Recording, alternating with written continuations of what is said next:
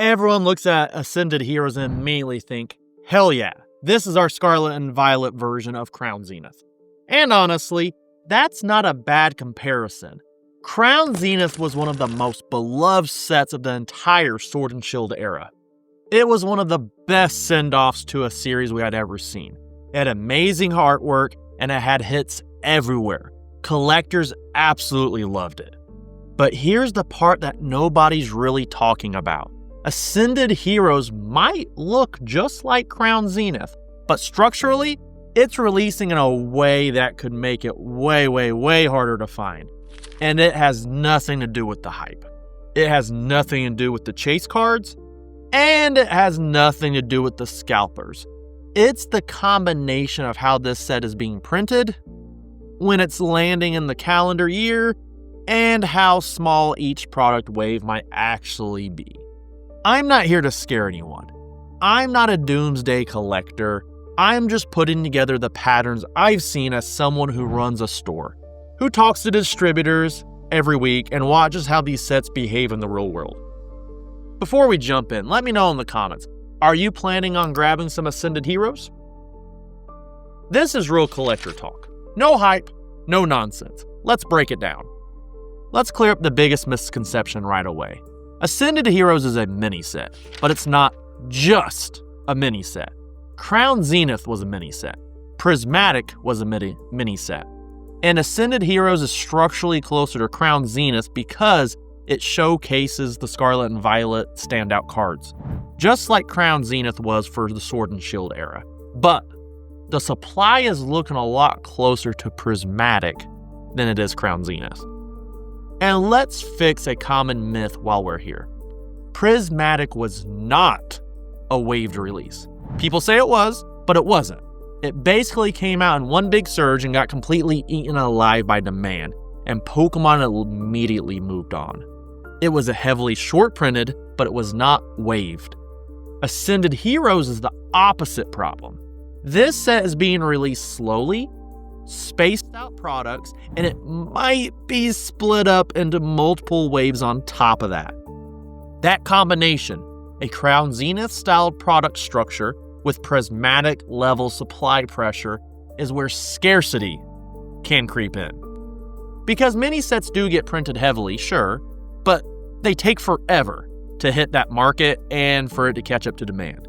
And when demand is already on fire, that slow trickle doesn't put out the flames. It evaporates before it stabilizes anything. Collectors don't buy slowly. Printing is done slowly. And that mismatch is where things get very messy. Hey, real quick, if you're worried about Ascended Heroes being too hard to find, hit the like button so we can see how many people are nervous about this set. I forgot to add this in. Now let's look at something most people haven't noticed yet. Even without Pokemon officially labeling anything as waves, staggered releases function like a wave system. And Ascended Heroes fits this three-phase pattern perfectly. I'm going to break it down for you. Of course, let's start with Phase 1, the Tease release. This is the early stuff, the small items, low pack counts, the intro products. Not a lot of inventory, not a lot of packs. And it disappears instantly because it's the first thing everyone can get and open. Collectors see it vanish, and immediately the pressure begins. Scalpers jump in, people buy up everything. Oh no, this set might be harder to find. That's the perception that sticks. And besides the ETBs, not a whole lot of product with many packs get released. Phase 2, the demand shock. This is when the real product drops. Booster bundles, tins, the stuff everyone actually wants. But here's the problem. By the time Phase 2 arrives, Phase 1 has already created buzz, scarcity, and FOMO. So demand spikes, even higher right when the product actually arrives. Even if Phase 2 is bigger release than the first one, it gets shredded instantly because the hobby has already been waiting weeks for the real stuff while watching everyone else already open stuff up. Now, this isn't hype manipulation. This is just how collectors behave due to the circumstances. Now, let's move on to Phase 3. the vulnerable tail end of it all. This is the part nobody's talking about, and it's the part that worries me the most. Every mini set's last products, the premium boxes, the bundles, the late arrivals, are always the most fragile part of the supply chain. Not because Pokemon wants scarcity, but because factories shift their attention to the next major set. Phase 3 can get delayed. Phase 3 can get reduced. Or Phase 3 can quietly be pushed aside if manufacturing capacity tightens. And this is where accidental scarcity becomes real scarcity. If Ascended Heroes has small early drops and a squeezed final phase, this set could feel rare, even if the total print number is decent on paper. So, what does all this scarcity mean for collectors? Here are the real stakes. Finding this set MSRP may be harder than people expect. Sealed product might disappear faster than usual. Older sets could rise because collectors want something, anything, to open. Single prices may be elevated early because nobody is keeping sealed. This isn't the market collapsing. It's just the natural effect of slow printing, staggered releases, phased base demand surges, and a hungry, and I mean hungry, collector base. We've seen this exact pressure before.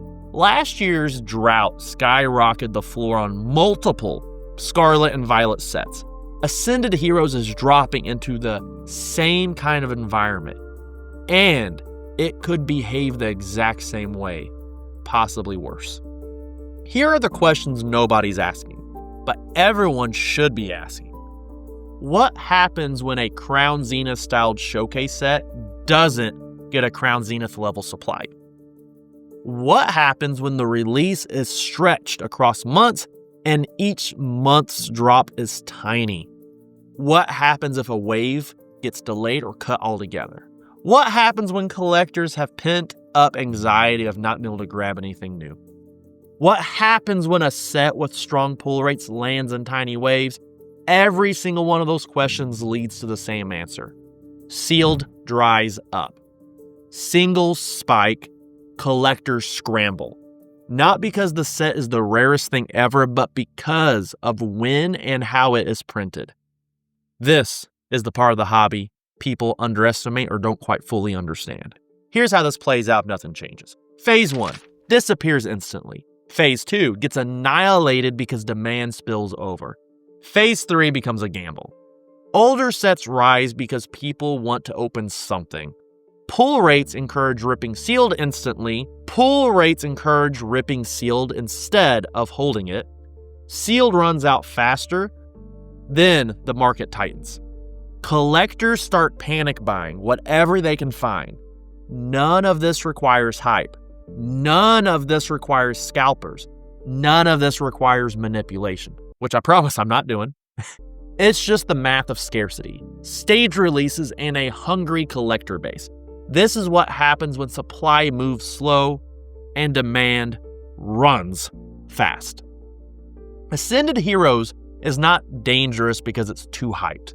It's not dangerous because it's a grail set.